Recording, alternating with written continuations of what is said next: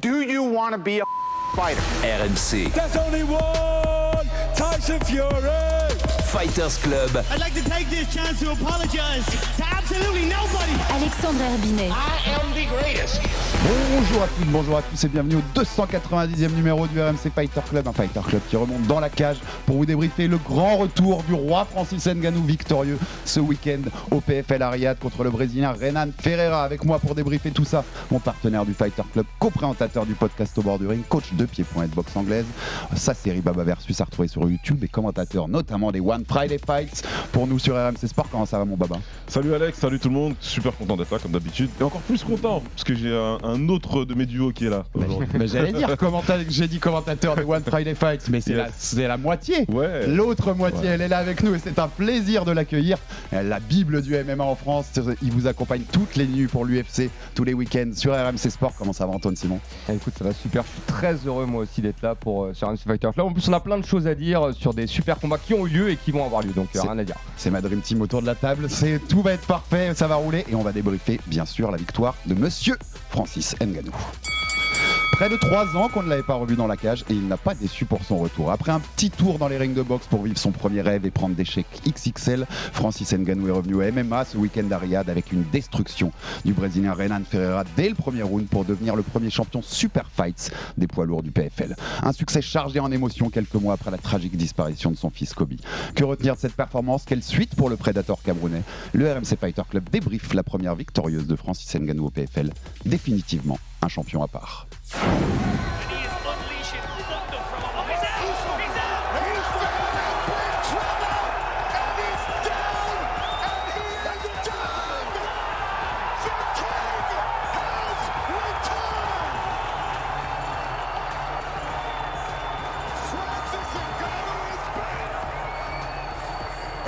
The past 2 days were very tough, full of emotion. Couldn't do anything without thinking about it. I mean, I'm trying to say I will be strong, tell myself everything to keep moving, but it's hard, man. It's hard. But I just want to say, please remember my son Kobe, and then I dedicate this for him. This for Kobe. Thank you. Et merci à Charline pour cette petite prod. Plein d'émotions. Baba, Ouais. on entendait les derniers mots de Francis qui parle bien sûr de son fils Kobe, décédé il y a quelques mois. Je le disais dans l'intro, c'est un champion à part. Quand t'es devant l'écran, là, t'as les frissons. Il n'y a rien d'autre à dire, Baba. C'est un personnage exceptionnel. Moi je l'ai pas vu, je l'ai vu en live mais dans des conditions un petit peu compliquées, donc je l'ai revu ensuite hier soir. Et vous commentiez le KSW ensemble pour tout dire. Et du coup même d'hier soir, tu vois, alors que je suis pas en live, je suis pas avec tout le monde, ouais, ça te fait quelque chose de voir ce gars-là dans cette situation-là. T'es hyper content pour lui, mais en même temps, au moment où sa tristesse elle le frappe, elle te frappe toi aussi, quoi. Tu te rends compte de tout ce qu'il a dû traverser pour préparer ce combat et c'est compliqué. Antoine, des émotions dans ces images? Alors moi j'ai malheureusement pas pu vivre le combat en direct, je l'attendais avec beaucoup d'impatience et effectivement déjà ça fait plaisir de le revoir dans la cage, de le revoir performer en MMA, de voir qu'il n'a pas perdu grand chose de ce qu'il avait auparavant et à côté de ça effectivement toute cette émotion qui retranscrit. Puis Francis c'est quelqu'un que je suis depuis longtemps, moi je l'ai commenté ses premiers combats au Contenders, rendez-vous compte, je l'ai vu, il était d'ailleurs très discret à l'époque. 10 ans, 12 ans? Je sais pas, ça fait un paquet d'années en tout cas. Ouais. Ça fait un paquet d'années et de le voir évoluer comme ça et de voir où il est arrivé aujourd'hui, voir par quoi il est passé, encore une fois. D'ailleurs, il n'y a pas un film qui était en prévision là sur sa vie? Je sais pas, mais s'il n'y en a pas, c'est une erreur magistrale. Ouais, il faut absolument Mais je faire crois un qu'il était film. déjà en production. Je pense qu'il y avait déjà des gens qui étaient dessus. Il y a un scénario qui est en train de s'écrire. Enfin bon, il y a vraiment quelque chose à faire. C'est Hollywood, on en avait parlé avec Dewey Cooper, Baba, il y a toujours l'épisode à retrouver qu'on vous a diffusé la semaine dernière avec un de ses coachs à Extreme Couture à Las Vegas. J'ai échangé un petit peu avec Dewey après, il était en pleurs aussi dans la cage. Il me disait combien, c'est pas que toute l'équipe était prise d'une émotion, enfin c'est un moment à part. Il disait, il a vécu beaucoup de choses, Dewey Cooper, il nous en a parlé dans sa carrière, que ce soit en athlète ou en coach. Il disait c'était un moment unique, quoi. Cet homme est unique, tout simplement. Tu vois, tout simplement. Franchement, en fait, quand tu vois la fin du combat et que Francis il reste lui prostré un peu et que même ses hommes de coin, à part avec Nick Sick, ils osent même pas trop aller, le congratuler parce qu'ils savent que là, en fait, il va tout laisser sortir. Bah, tu te rends compte que toute sa team aussi était dans l'émotion. Ils étaient tous en train de pleurer dans la cage, tout simplement. Donc, c'est une très grande victoire. C'est une des plus belles victoires, moi, que j'ai eu l'occasion de regarder en MMA. Très clairement, quand tu prends tout le contexte, pour tout ce que ça représente. en ligne de compte. Et Mais en tout cas, ouais, comme l'a dit Antoine, ça fait plaisir en tout cas de voir celui qui est pour moi le vrai champion poids lourd en MMA actuel. Ouh, on va en parler. Il y a la sourire, on va en De parler. retour dans la cage. Non, mais t'as raison pour tout ce que ça représente. C'est un contexte. Personne l'aurait blâmé s'il avait arrêté sa carrière après le décès de son fils. Enfin, ça tellement traumatisant comme événement. Personne lui aurait reproché ça. Et voir toute l'émotion qu'il a mis dans ce retour, c'était. D'ailleurs, pour l'anecdote, Alex, c'est ce qui est arrivé à Rickson Gracie également. Lorsqu'il a perdu son fils, il a mis un terme à sa carrière immédiatement. Il n'a plus été capable de remonter dans une cage ou sur un ring. Logique, c'est tellement un événement de vie marquant. C'est pas censé être ça. On n'est pas censé partir après ses enfants. Donc c'est vraiment très compliqué. On passe au combat, messieurs, parce qu'il y avait un combat. Antoine, tu l'as dit. Il a rien perdu. Ça faisait près de 3 ans qu'on l'avait pas vu dans la cage. Début 2022, c'était contre Cyril Gane, son dernier combat de MMA pour le titre incontesté à l'UFC.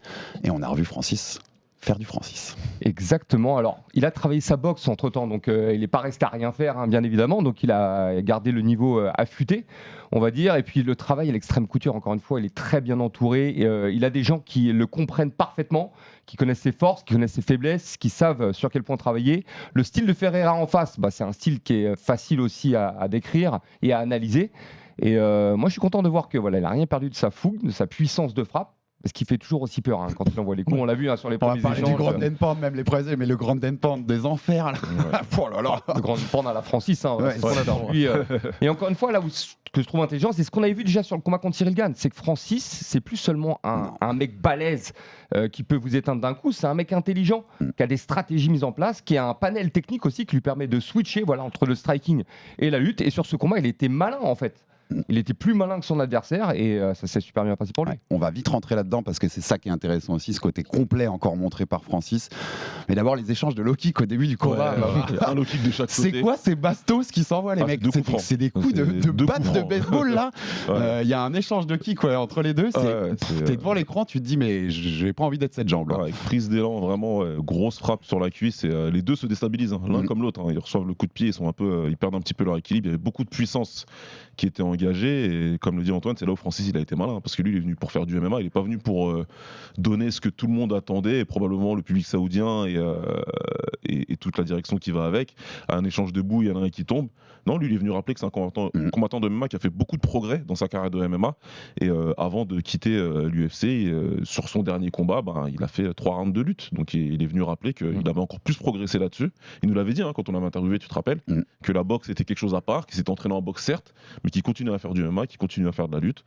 Première tentative de takedown parfaitement timée, et puis pour le reste, pas étonnant aussi que les kicks de Ferreira fassent aussi mal, parce que tu as vu Ferreira comme il était massif, même à la pesée quand tu le vois, par rapport à Francis. Quand tu as rencontré Francis et que tu vois le monstre que c'est, tu vois la photo, tu dis mais c'est qui ce Ferreira là? C'est quoi ce Golgoth entre guillemets? C'est impressionnant. Et donc après un deuxième low kick, il lui en met un deuxième low kick qui déstabilise bien Francis, tu vois qu'il le sent bien. Et là Francis le colle contre la cage, lutte, l'emmène au sol. Et en fait Antoine, par rapport à ce que tu disais là, mais ça va avec, t'es plus surpris. Tu vois, autant on pouvait être surpris quand il fait ça à Cyril il y a 3 ans. Il y a les gens devant l'écran qui disent tiens, on s'attendait peut-être pas forcément. Là, t'es plus surpris. C'est Francis en fait. C'est un combattant de MMA complet. On n'est plus très loin du simple puncher qui éteignait tout le monde en début de carrière. Et je sais pas si vous avez remarqué avec quelle facilité quand même il l'amène au sol. C'est parce qu'à la base c'est pas un lutteur bien sûr Francis. Et donc là l'amener au sol super rapide, super efficace. Et derrière le Grand Pound. Et Ferreira, on connaît aussi son style. On sait que son point fort c'est debout, c'est l'explosivité debout. Parce que malgré ses 2 mètres et près de 120 kilos, en fait c'est un combattant super athlétique qui peut faire des choses incroyables. On l'a vu faire des coups de pied sautés, des coups de pied retournés. Là, en l'occurrence, il s'est méfié face à Francis, il a pas fait le dingo. Et dès qu'il s'est retrouvé au sol, le Grand Pound, et puis c'est dissuasif. Donc quand Francis vous envoie 1, 2, 3, 4... c'est terminé. Puis là, il y en a eu un peu trop que prévu. On va y revenir aussi. C'était intéressant aussi quand il l'amène au sol, comme disait Antoine, Baba. Il est patient. Il y a quelques tentatives, tentative de triangle de Ferreira. Il fait tout ce qu'il faut faire pour bien sortir des trucs. Il est patient, il prend sa position, il prend sa bonne position, et puis dès qu'il peut, il frappe et il détruit le Brésilien. C'est fort, on est vraiment loin du Francis qu'on avait il y a quelques années. Non, c'est un combattant. En fait, c'est Francis, c'est le combattant qu'on nous a toujours vendu. Moi, je l'ai pas vu aussitôt qu'Antoine, très clairement. Moi, il apparaît dans mes radars.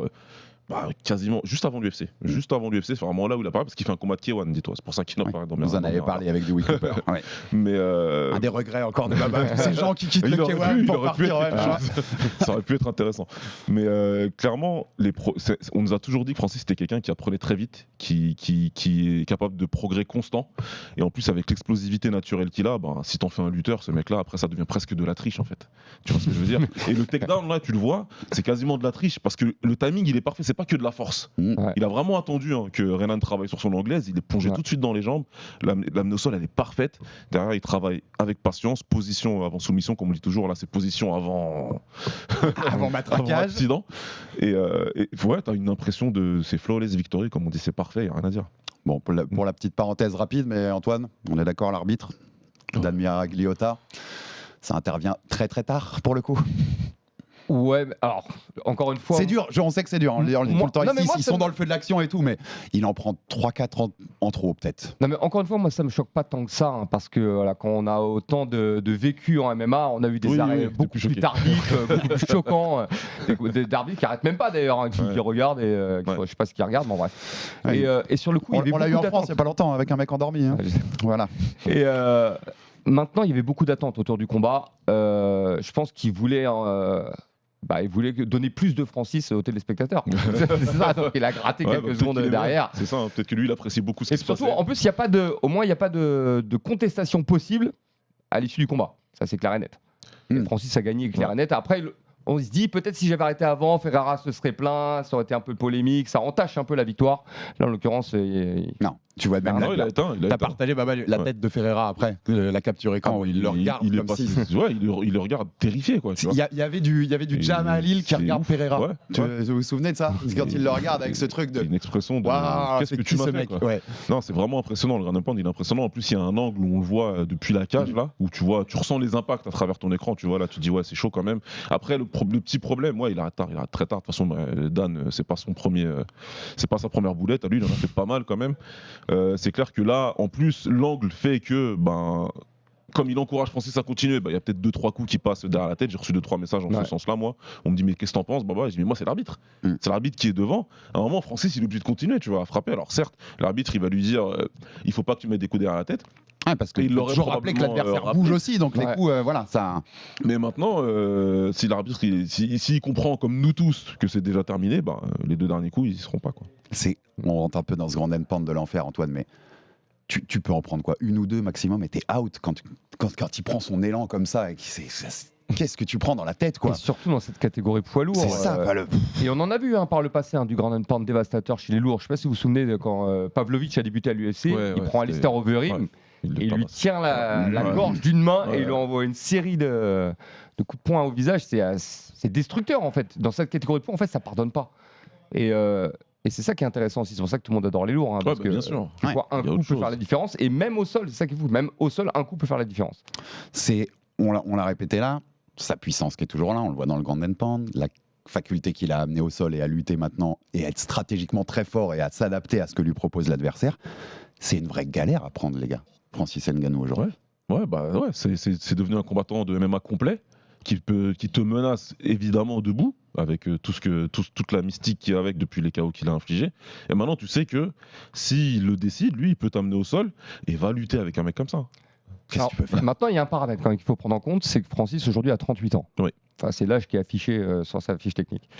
Et il a des blessures à répétition également. Même là, à ce qui paraît, il a eu une petite blessure au genou, encore une fois, avant de prendre ce combat. Ça l'a fait douter un peu plus sur la rencontre. Et plus ça va aller dans le temps. Parce que là, il va pas recombattre tous les 3 mois, Francis. On sait comment ça se passe. C'est un combat par an ou quelque chose comme ça.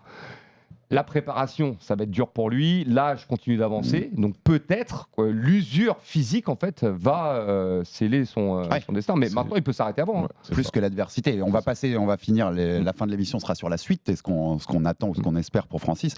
Mais oui, le Father's Time, il te rattrape à un moment. C'est ce que je voulais dire en fait après passer le constat que tu fais sur sa progression. Je pense aussi qu'il est plus très loin ou qu'il a atteint son pic. très clairement, de performance, et que à son âge, ça va devenir un peu plus compliqué, même s'il est relativement jeune dans le combat, hein, parce qu'il n'a pas une carrière en tant que jeune ou en tant qu'ado. Il a commencé en tant qu'adulte et bien adulte. Et surtout, il n'a pas pris beaucoup de coups. Voilà, non plus, il n'a pas fait beaucoup de guerres ce qui fait dans sa que carrière. Mais quelque chose comme les genoux, t'as raison Antoine. Ouais, on sait qu'il est touché depuis c'est rédhibitoire, ça. avant le combat contre Gann, ses genoux avaient sauté. Et voilà, c'est des choses qui peuvent revenir, qui peuvent faire mal à un moment aussi. Antoine, la conséquence aussi du débat que là je viens d'entamer, c'est le meilleur poids lourd au monde, Francis Ngannou, Antoine. En fait, je sais pourquoi je te pose la question avec toi en premier, parce qu'on en a parlé en off avant l'émission. Oui, et là, on parce- va débattre. Non, mais le PFL nous l'a vendu comme ça. Ok. Effectivement, quand il sort de l'UFC, il est champion de l'UFC. Donc lui, il est parti avec ce titre. Et toi, Pas battu. t'aimes bien faire ces histoires de Champion linéaire, Linéaire, c'est un truc champion linéaire. qu'on aime bien en C'est un tant que truc fan qu'on de a, boxe. C'est vraiment C'est un que truc qu'on symbolique a, et ça n'a ouais. aucun sens, mais c'est le champion linéaire des poids lourds ça comme de n'a pas MMA. aucun sens, mon Genre, cher je vois ce que tu monsieur veux dire. Herbinet. C'est vrai, tu as raison. Et moi, le reproche que j'ai à faire au PFL là-dessus, c'est qu'en fait, l'adversaire qu'on lui a mis, effectivement, c'est un adversaire dangereux, mais je suis pas sûr que Renan Ferreira ait la trempe d'un Thomas Spinal. Clairement pas, hein, Non. en termes de technique, en termes de tout, en fait. Et idéalement, pour déterminer le meilleur champion poids lourd au monde, faudrait faire opposer les champions de chaque Mais on va pas organisation. pouvoir, On on va est pas d'accord. Et ça va pas être possible. On va Et, pas pouvoir. et tant que, pour moi, Mm. tant que le PFL proposera pas un adversaire digne de ce nom à Francis, où il pourra nous prouver Mhm. qu'il a les armes en fait pour battre n'importe qui. Parce que là, contre Thomas Spinal, on peut imaginer que Spinal peut faire quelque chose quand même contre Francis. Alors, je vais aller plus loin, je vais te titiller, Antoine. Donc pour toi, à partir du moment où on n'est plus à l'UFC, on est forcément moins bon que les mecs de l'UFC? Ça dépend en fait qui on a. Mm. En l'occurrence, la meilleure catégorie poids lourd au monde, je pense que c'est celle de l'UFC. C'est difficile de constituer déjà un bon Sur- roster de poids Non, lourd. c'est factuel. Sur Voilà. la qualité de l'effectif Sur la global. qualité de l'effectif, Ça, c'est effectivement, factuel. voilà. Ouais, Alors bien que sûr. dans d'autres catégories, je vais pas vous mentir, en bantam par exemple, au Bellator, ils ont des bantams Ils ont qui sont des monstres, exceptionnels, ouais. ou même en featherweight. Donc peut-être que là, après c'est au Ouais. niveau des performances. Ouais. C'est comme ça que ça se passe. Tant que les mecs se sont pas affrontés, ça reste subjectif. Mais les performances qu'ils réalisent face à des adversaires de renom, ça nous permet d'avoir une Bien petite sûr. idée Mais c'est subjectif de l'autre côté, puisque ni Jones ni Aspinall n'ont affronté Ngannou. C'est de ça. la même manière. Et que Jones ne va pas affronter Aspinall, En fait- mais Stipe Miocic, plus En de fait, 40 ans et 3 ans sans combat. C'est ça. Le propos d'Antoine, il est complètement vrai. Il est complètement J'allais vrai. donner la parole. C'est pour ça que moi je parle. Il y a deux niveaux sur ce débat-là en fait. Tu peux parler dans l'absolu et tu peux parler sur l'image que tu as en face des yeux aujourd'hui. Pour moi, dans l'absolu, comme Francis, même si c'était en 2022, il a battu deux gars, celui qui avait la ceinture et celui qui était considéré comme tout le monde aujourd'hui, hein, comme le plus grand poids lourd de l'UFC. c'est Stipe Miocic à l'époque. Tout le monde à l'époque, tout le monde aujourd'hui encore nous dit que Miocic c'est le plus grand. Et c'est d'ailleurs pour ça qu'on a le combat que y a pas, voilà, qu'on attend depuis je sais pas combien de temps maintenant, qui arrive dans un mois. Donc Francis il est parti avec oui cette notion de ceinture linéaire, mais surtout parce qu'il a battu le mec qui a battu tout le monde, enfin qui a battu tout le monde, en tout cas les mecs de sa génération, et qui a fait qu'il s'est hissé très haut dans ce classement-là. Donc la suite logique, ça aurait été évidemment que Francis affronte le prochain meilleur, un Aspinall, un Jones, s'il était monté avant, etc. Il s'est passé ce qui s'est passé en termes de négociations, de contrats, ce qu'on veut. Factuellement, aujourd'hui, Francis, il a rejoint une division où il vient de laminer le seul mec, je pense, qui pouvait lui poser un problème. Je n'ai pas fait exprès, c'est son surnom. Je pense que c'est le seul qui pouvait vraiment lui proposer un challenge au PFL. Je vois pas qui d'autre. Nemkov, c'est un light heavyweight. C'est pas un poids lourd pour moi. Donc même si c'est du combat, déjà il part avec un gros handicap. Donc je vois pas. Là, je me suis dit, il a fait son combat et pour la suite, c'est important, mais on y reviendra après. Pour moi, il a fait son combat de MMA au PFL. Il va pouvoir passer à autre chose. C'est comme ça que je le vois. Maintenant, ni Aspinall ni Jones n'ont affronté Francis. Donc eux non plus. Aujourd'hui, là, ne peuvent pas se dire J'ai battu The Guy. j'ai battu le mec. Maintenant, si demain Spinal et Jones s'affrontent, ouais, ça va être difficile pour Ngannou de garder ce truc-là dans l'imaginaire collectif. Si demain Spinal et Jones s'affrontent, un des deux gagne, tu le mets au-dessus de la mêlée. C'est comme ça, c'est l'UFC, c'est les deux mecs au-dessus de l'UFC. Là, le truc, il sera plié. Pour l'instant, tant qu'il n'y a pas de combat, actuellement, Jones, dans l'absolu, moi, ça reste mon numéro 1. Pardon, Ngannou, ça reste mon numéro 1. Dès que, et c'est pas Jones et Miocic qui vont s'affronter, Jones bat Miocic demain, je le mets pas au-dessus de Francis. Il faut, s'il vous plaît. Miocic, il a pas combattu. Je te suis là-dessus et tu sais ce qu'on pense de ce combat tous les deux. T'entends les arguments de Baba, Antoine, pour le coup? Je suis d'accord avec lui. Maintenant, ça se vaut. Aspinall, pour moi, c'est la pépite. Et puis encore, c'est générationnel. Ouais. Francis a 38 ans, Aspinall est beaucoup plus jeune. Aspinall est en train de monter. Et puis, ce qu'il met sur la table, Aspinall, c'est pareil, Francis met plein de trucs sur la table. C'est intéressant, hein, cette lutte. Tu sais que ça peut être un cette problème. puissance de Excuse-moi de frappe. te couper, ça peut être un problème pour Aspinall. Parce que s'il affronte jamais ni Jones ni Ngannou, Il n'aura pas affronté les. Tu vois, Bah, il y a qui derrière en fait. C'est ça, Voilà, c'est qui les derrière, il y autres a poids pas- lourds c'est qui qui vont le faire il y a briller. Cyril, il y a Cyril, le Ah, il y a combat Cyril toujours, Cyril bien contre sûr. Aspinal, ça nous plairait beaucoup. Et Cyril, Bah, c'est dans le Non, top, mais c'est la si- crème alors, de la crème des attention, poids lourds au monde. parce que voilà, on revient sur Ouais. ça. Si Aspinal bat Cyril avec la manière, Mhm. il repasse devant. Pour toi, il repasse devant. Ouais, si, moi je suis Si, plutôt moi, d'accord. je le Je suis mets aussi d'accord. très haut, Cyril. Je Donc suis d'accord. je peux Ouais, entendre Je suis ça. d'accord, il Ouais, lui je faut peux ça. entendre En fait, il lui faut ça. Mais Aspinal, il lui faut tu une vois. victoire comme ça. C'est C'est pas en des mecs battant à leur Blaze faut ça. et machin, tu vois ce que je veux dire. Attendez, comment ça se passe si Cyril il bat Aspinal? Est-ce qu'on met Cyril devant tout le monde alors? Ah, Bah, ouais. il a battu le mec. Aujourd'hui, Ouais. moi, Aspinal, je le considère Moi, comme exact. le mec à l'UFC. À l'UFC, moi aussi. Jones, Ouais, moi aussi, c'est- Jones, il me faudra autre chose, tu vois. Et on va encore m'insulter. Non, mais donc Cyril, Mais c'est comme ça. un jour on fera une émission sur John Jones quand même, parce qu'il va falloir Non, mais s'expliquer un jour. pour moi, c'est factuel. C'est pas Jones, il va combattre Miocic. Aspinal, il a dit qu'il y a des grosses nouvelles qui arrivent bientôt. Donc moi, j'attends avec impatience parce que dans mon imaginaire, c'est si Cyril bat Volkov, je vois pas comment tu fais pas Aspinal. Ouais, Faut c'est arrêter les on est obligé bêtises de faire de- ça. ils se sont parlé ou je sais pas quoi. On s'en fout. C'était l'année dernière. Si jamais Cyril rebat Volkov, ce que je pense qui va arriver. En décembre à Las Vegas. Qu'est-ce que tu veux qu'il fasse Aspinal? Il va attendre pendant 107 ans que Jones peut-être prenne sa retraite ou pas, ou Miocic lui va prendre sa retraite. Non. Et ce qui sera vraiment génial, c'est que Aspinal ou Cyril Gane, l'un des deux, peut démarrer une nouvelle ère de poids lourd en disant voilà, bah c'est moi aujourd'hui. Non mais il y a un Venez, truc, attends, tu vois. il y a un truc quand même, c'est que Ngannou a battu Gane. Donc Ouais. si Gane bat Aspinal, Oui, c'est-à-dire c'est- ça remet Ngannou en tête. On peut passer des heures là, les gars, parce que c'est Oui et non. passionnant. Oui et non. Non, alors je suis d'accord avec toi par rapport à ce que tu dis. Le problème, c'est que Ngannou, il est plus à l'UFC. Ouais, mais il a battu Tu vois. Gane. Il aura battu, certes, et ça reste, c'est de Et si l'acquis. Gane a battu Aspinal, C'est de c'est-à-dire l'acquis. que Gane, Gane il est aura au-dessus battu. d'Aspinal, et comme Ngannou se considère au-dessus de Gane, Ngannou est au-dessus alors. On rentre dans les maths du combat et Ouais, le combat c'est c'est pas des maths, mais c'est ouais, non mais c'est passionnant parce que J'aimerais bien te dire oui, perso, parce que ça va dans mon sens. Mais bon, ça. non, mais toutes ces équations et de combat sont passionnantes C'est parce vrai. que ça donne des débats comme on peut avoir juste là. On passe sur la suite pour Francis parce que tu en as un peu parlé, Baba. Et ben en fait, on a un problème quand même. Si on reste en MMA, en tout cas, si Francis veut refaire du MMA au PFL, qui on lui met en face? Il n'y a pas grand-chose. Il y a un tournoi poids lourd, on en parlait avant le début de l'émission, Antoine, avec 2 Russes qui sont en finale. C'est les tournois, vous savez, le PFL, c'est basé sur des saisons et des tournois avec des playoffs et une finale à la fin. Denis Goltsov contre Oleg Popov, les 2 Russes qui vont s'affronter là en novembre, c'est ça, pour la Exactement. finale. Donc la logique voudrait que le vainqueur affronte Francis. Il y a une possibilité au PFL qui s'appelle Vadim Nemkov, tu t'en as parlé, qui est repassé en lourd en début Ouais. d'année. Il avait fait un petit tour en lourd en 2015 au Rising. Il avait perdu contre Jiri Il avait Prochaska perdu contre en Prochaska. demi-finale du tournoi du Rising. Mais c'est un light heavyweight de base. C'est un mi-lourd de base. Il a fait quasi toute sa carrière en mi-lourd.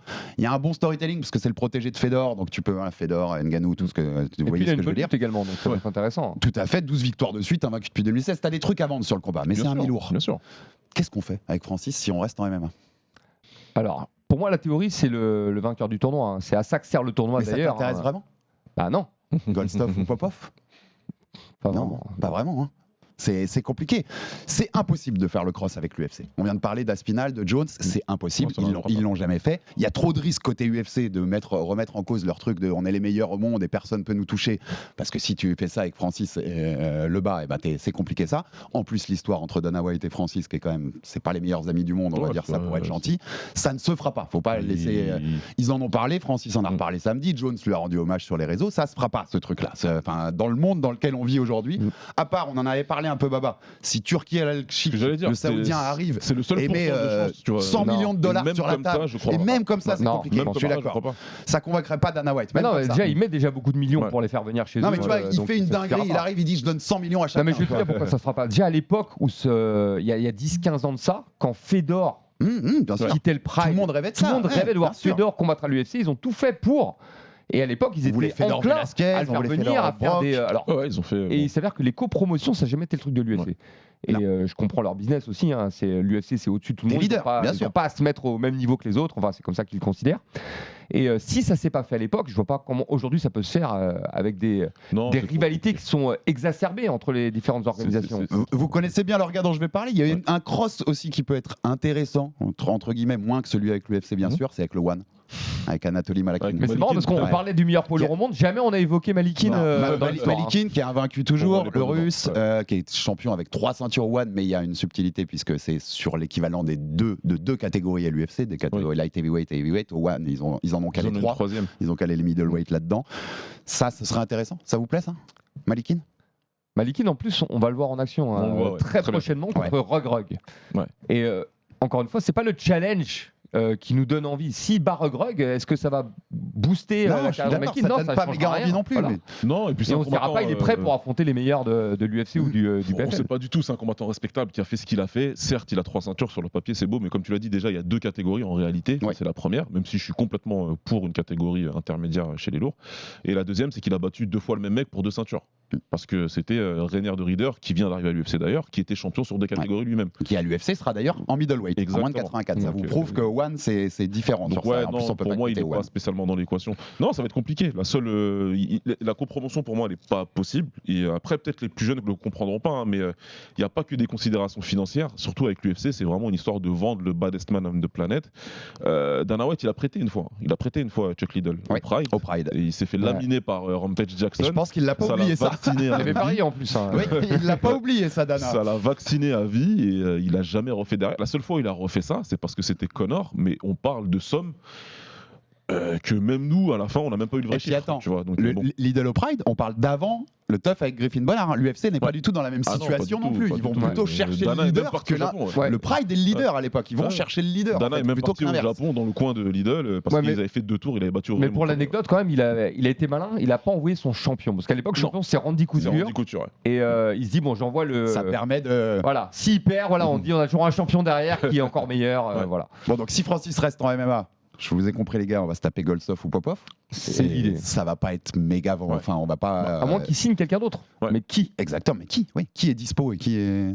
Alors, ça peut être un champion de kickboxing, ça peut être un champion de boxe Il peut avoir anglaise. des options, quelqu'un à l'UFC qui arriverait au terme de son contrat. Ah bah, il Rico peut avoir des Verhoeven. options. Comment On te sort Rico Verhoeven du chapeau. Oh, ça m'intéresserait Non, pas. moi, je suis pas, je suis d'accord. Alex, Je suis d'accord, est-ce que c'est possible, je sais pas si c'est une possibilité, hein, mais que PFL dise ok, on file une grosse somme d'argent à Wilder, il fait un combat de MMA. Il en avait parlé, En Wilder. fait, il y a des choses comme ça. Quand j'ai vu les kicks de Francis et que je connais les jambes de Il va le Wilder, il faut.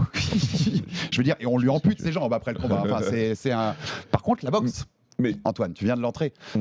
Est-ce qu'on va pas se finir avec Francis qui retourne en boxe Pour moi, Voilà. c'est une évidence. Ouais, je pense Pour aussi, moi, en c'est fait. une évidence. Il est venu faire ce qu'il Et devait. Wilder fait sens Voilà. pour le coup. Il devait un combat de MMA au PFL. Il le devait. Je pense que c'est une question de business, une question de contrat et aussi une question de respect. Le PFL a coché toutes les cases que Ngannou a demandé, toutes, y compris lancer une ligue en Afrique, etc.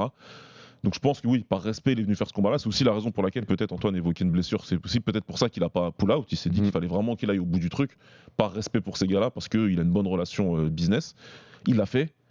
Je pense que tout le monde s'accorde à dire qu'il n'y a pas de challenge intéressant en poids lourd, pas quelque chose qui va réveiller, qui va faire lever les foules.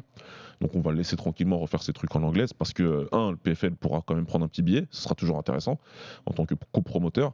Et puis Francis, il est à un stade de sa carrière avec ce qui lui est arrivé.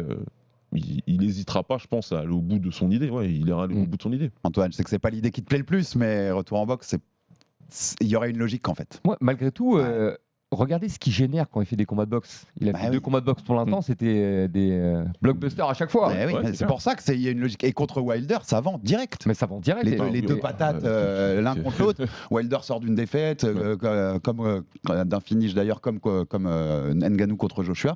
Ça fait vachement de sens en fait. Ouais. Et l'Arabie Saoudite, ils sont, je pense, prêts à aligner un beau billet pour faire ce combat-là. Non, c'est clair, il faut trouver des gars comme ça parce que ça va être du Wilder, ça va être peut-être si une fois que Fury fait son combat contre Usyk et si jamais Fury repère, Fury il aura beaucoup moins d'options. Donc c'est envisagé, sachant que Fury on a déjà reparlé.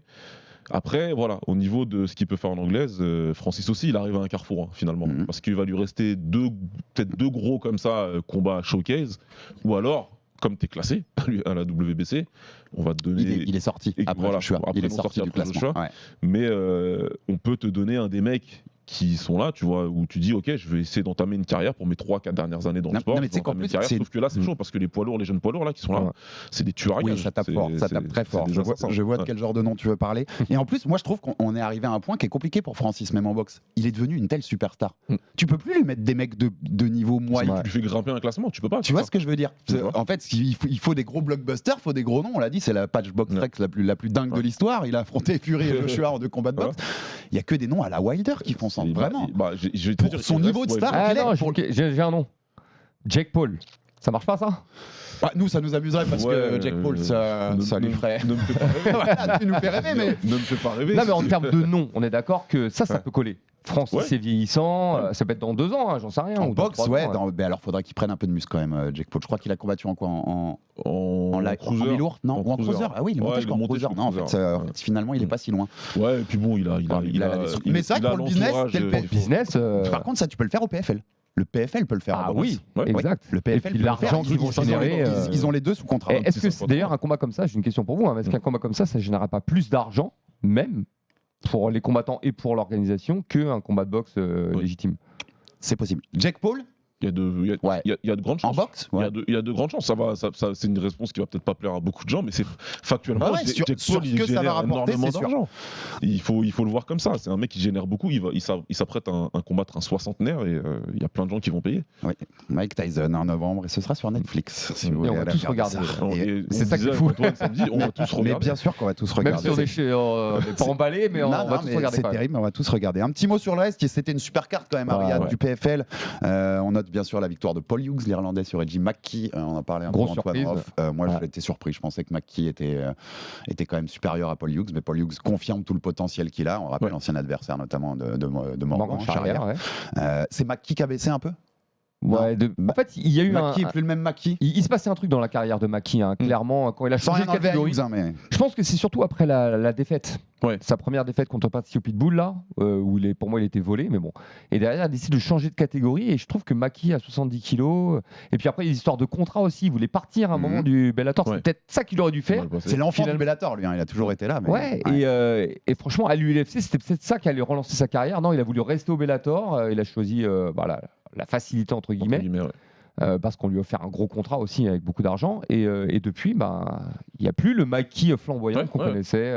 Ouais, moi je suis assez d'accord. Le changement de catégorie, il a fait beaucoup. C'est quelqu'un d'extrêmement athlétique dans la catégorie. Et puis du malin, dessous, intelligent voilà. également. Il avait ce qu'il fallait. Un bagage technique énorme. C'est ça. Et puis Paul Hughes, il est en ascension, il est en pleine ascension. C'est un combattant qui avait des qualités déjà à l'époque, où il combat Morgan, et qui a beaucoup progressé depuis et qui continue à progresser. Et puis là, il est venu, on lui a donné une opportunité de briller à la grosse échelle. Il a saisi son opportunité, donc c'est bien. Ça va être intéressant pour lui la suite. Ouais. Il aurait pu attendre de faire le tournoi l'an prochain. Il a Ouais. décidé de prendre le contender numéro 1 de Mais cette il a caté. raison. Et Ouais. il a bien eu raison. Ah En ouais, plus, il a vu- parié sur lui, il a gagné. Exactement.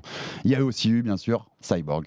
Là, faut souligner contre Pacheco, Cyborg, donc la brésilienne, qui prend une 5e ceinture majeure dans sa carrière Ah bah, après tout pire. Strikeforce, Invicta, UFC, Bellator dont elle a toujours la ceinture d'ailleurs aujourd'hui. Sa première ceinture, c'était il y a 15 ans, Ouais. contre Carano. C'est l'époque de Gina Carano. Gros combat à l'époque. Voilà, Très en gros combat à 2009. l'époque. Ouais. Elle reprend une ceinture en 2024. Elle a commencé en 2005, ça fait 19 ans. C'est la meilleure de l'histoire chez les femmes, tout Ouais. simplement, les gars.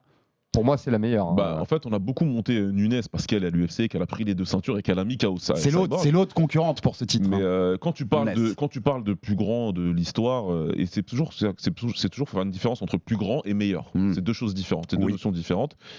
Et Cyborg, pour moi, c'est la plus grande, oui.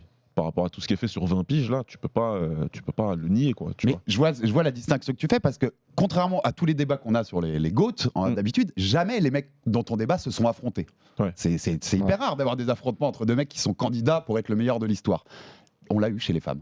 Ouais. Nunes a affronté Cyborg et elle l'a détruit. Ouais, mais alors tout a été fait. Alors, c'est moi, je vais faire le défenseur de Cyborg, mais tout a été fait pour que Nunes détruise Cyborg à ce moment-là, en fait.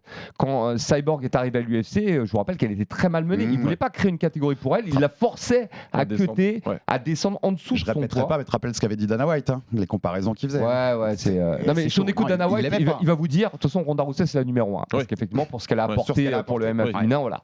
Mais en termes de sportif, non, ça joue entre Nunes et Cyborg. Ouais. Et en plus, c'est marrant, c'est que c'est des profils différents. Quand Nunes est arrivé, moi, j'ai découvert le Strikeforce. Et je me suis dit, tiens, voilà une nouvelle Cyborg. Elle a le même profil, agressif debout, alors un peu limité au sol à l'époque. Elle a vachement progressé depuis.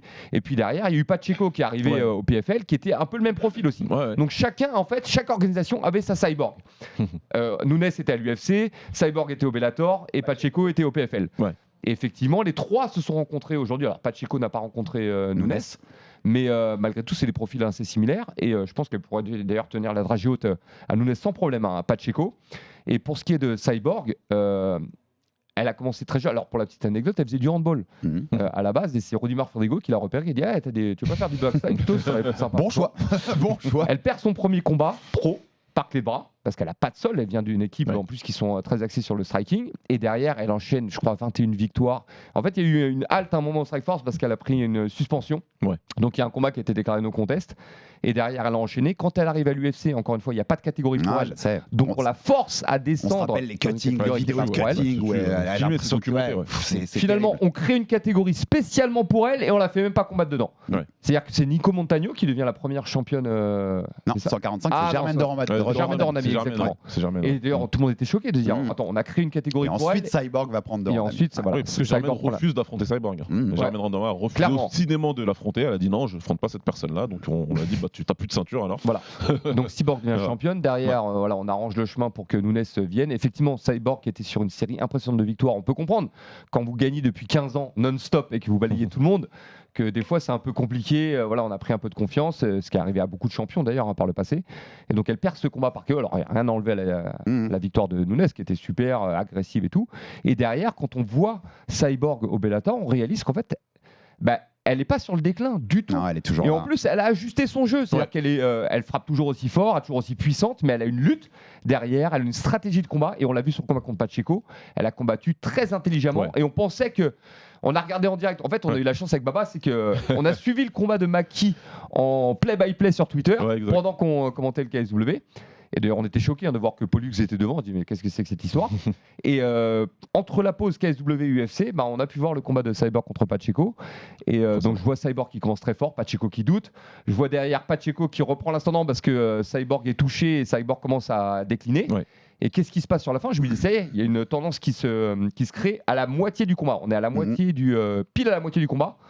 Et Pacheco est en train de prendre l'ascendant. On est dans le 3e round. Donc si Pacheco prend l'ascendant dans le 3e round, ça veut dire que 4-5, elle peut aller continue les chercher. Et voilà, elle gagne. Et pourtant, non. Qu'est-ce qui se passe? Elle est un peu sur la retenue et Cyborg revient dans les rounds suivants avec encore une fois une stratégie qu'on lui connaissait pas par le passé.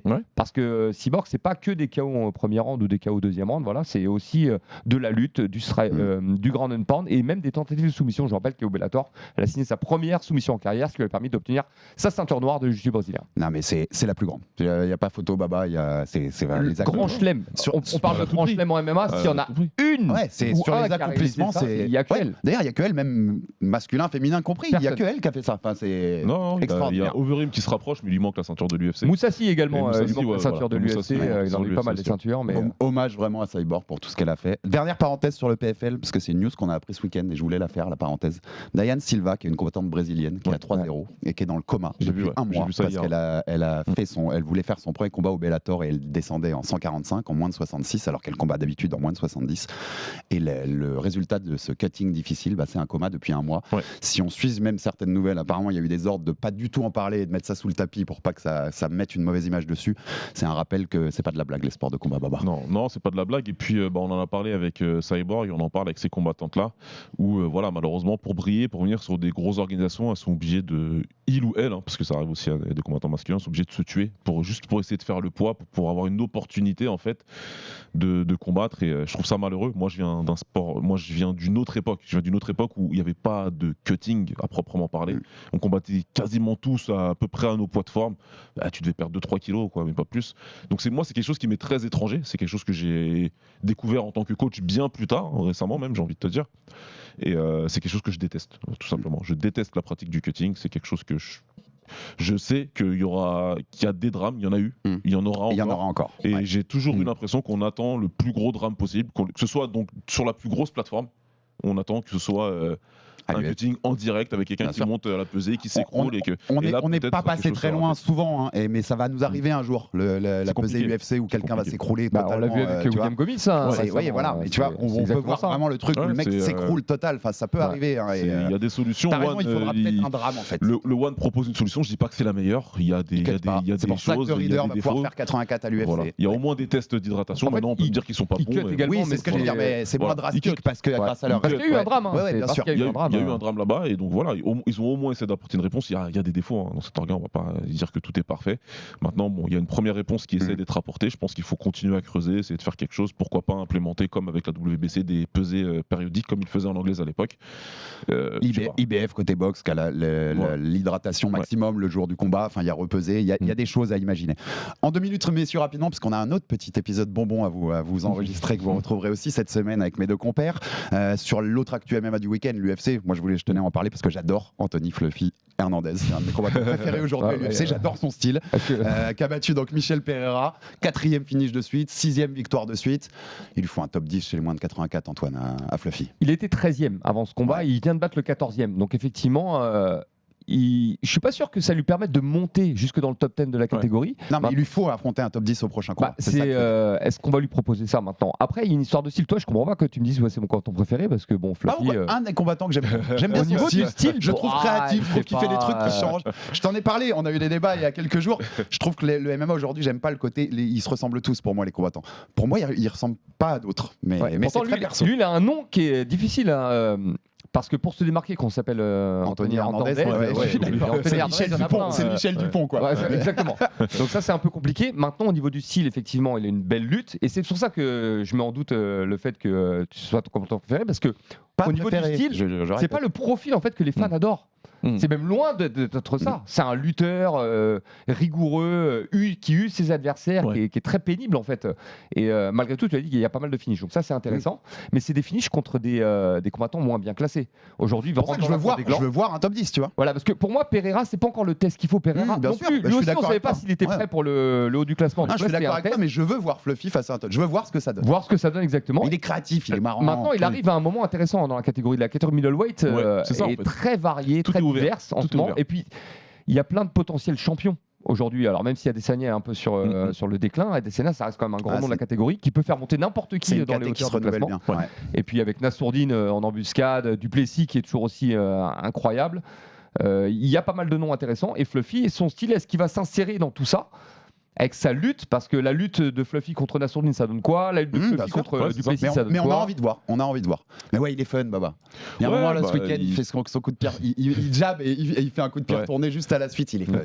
Non, il apporte des choses différentes. Moi, c'est pareil, c'est pas un combattant lequel je croyais. J'ai un bon ami à moi et je lui rends hommage. Arnaud Barzoverjok, c'est pour toi. Lui, il a célébré parce qu'il me parle de ce mec-là depuis je sais pas combien de temps. Et à chaque fois, je lui dis mais pourquoi tu me parles de ce mec? Pourquoi tu nous parles de ce gars-là? Il était super content là qu'il ait gagné. Donc big up à toi, Arnaud. On va voir. La catégorie, elle est super ouverte, donc ça va être intéressant. Maintenant, déjà, on a le champion qui a un profil hyper atypique. Ouais, on en a parlé. On a d'autres combattants qui sont un petit peu spéciaux. Si tu rajoutes un Fluffy dans le mix et qu'il arrive à faire son chemin dans le top 10, on va avoir une catégorie, ça va être la cour des miracles. Elle est de plus en plus cool, cette catégorie, comme disait Antoine. Ça va être intéressant. Donc ça va être à suivre, bien sûr, sur RMC Sport pour la suite. L'UFC, c'est tous les week-ends avec Monsieur Antoine Simon aux commentaires, souvent avec Taylor Lapillus, bien sûr. Et puis on suivra bien sûr les One avec vous. Un jour, on fera un épisode sur le One. On se l'est dit, les gars. On a plein de on va le faire, cet épisode sur le One un jour, c'est sûr et certain. Abonnez-vous sur toutes les plateformes pour rater aucun épisode du RMC Fighter Club. Envoyez-nous de la force, des commentaires, des pouces bleus. Ça fait toujours avancer le bousin. Et à très vite pour un nouveau numéro du RMC Fighter Club. Merci Baba, merci Antoine. À très vite. Ciao, ciao. RMC Fighters Club.